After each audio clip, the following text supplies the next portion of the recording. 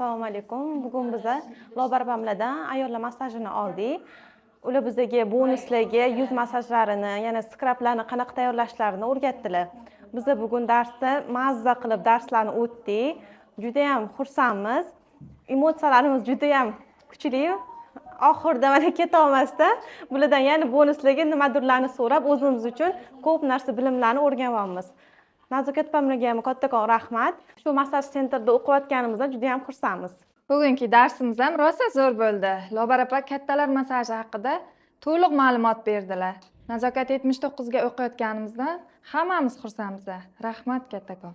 Bugungi massajdan men ko'p taassurotlarni oldim. Qizdiruvchi massajlarni, olovli massajlarni o'rgatdilar Lobar opamga, Nazokat opamga kattakon rahmat. Biz bugun ayollar massaji darsini o'tdik.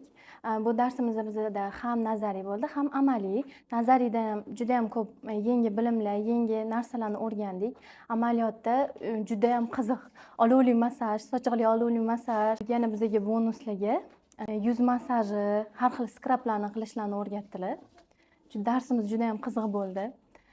Nazokat opamlarga ham rahmat. Nazokat opamlarning kurslarini tanlab adashmaganimizga yana bir marta amin bo'ldik.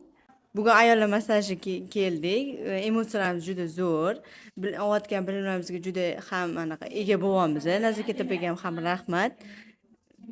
Bu kursni tanlaganimga men hech ham pushaymon emasman.